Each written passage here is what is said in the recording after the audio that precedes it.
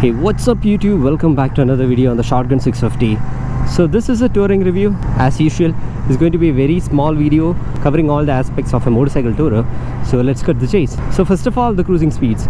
So as I mentioned in my detailed review, I'm actually comfortable to ride this motorcycle from 100 to 120 km on the highways. It's because of a few reasons. One is this is actually a little heavy motorcycle compared to the Interceptor, and also the braking on this motorcycle, especially the front brake, is not that great or not as I expected for this kind of a heavy motorcycle.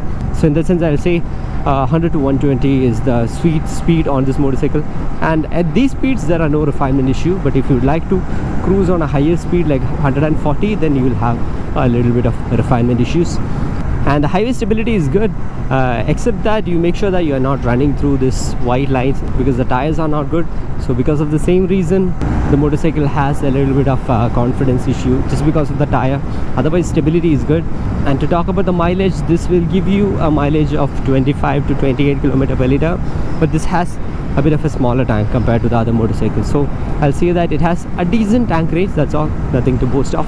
And the seating comfort is good. If you ask me what is the kind of riding posture we have, ergonomics wise, I'll say the seat is actually more comfortable. Just make sure that you are not sitting very near to the tank, so if you give a little bit of sportiness to your upper body, you'll be comfortable. But it's a little sporty motorcycle, so heavy, sportier, and also the lower portion of the motorcycle actually demands you a bit of a squatty posture, so you need to have a little more core strength to sit like this and ride for a longer time. So ergonomics wise, I'll say that this is not the best tourer out there. We can consider the Interceptor, and maybe yes, this might be a little more comfortable than the GT, depending on how tall you are. If you're a taller guy, then you will be more comfortable, but if you're a shorter guy, you're gonna have a little more sporty riding stance. And on this motorcycle, if I have to take this on a highway tour, I'll say that I need auxiliary lights, and I'll prefer a wider handlebar for a little more leverage, and that handlebar to be a bit more bended towards the rider, so it gives me a bit more comfort. And I won't be adding any other accessories because this motorcycle actually comes with an accessory set. I can show you that. The seating comfort is actually good, as I mentioned. For the rider it is good, but the pillion, I'll say that it is not so great because this has a bit of a smaller seat.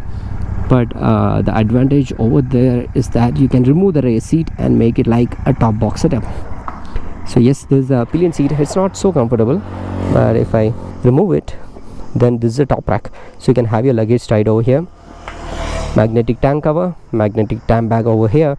In fact, I'll say that this will be a very good motorcycle for someone who are looking out for sports touring. So that's my take on this motorcycle as a tourer, long distance tourer. So I hope this video is helpful for you, and if this video has helped you, show some love in the form of likes and comments. See you in the next video. Until then, bye bye.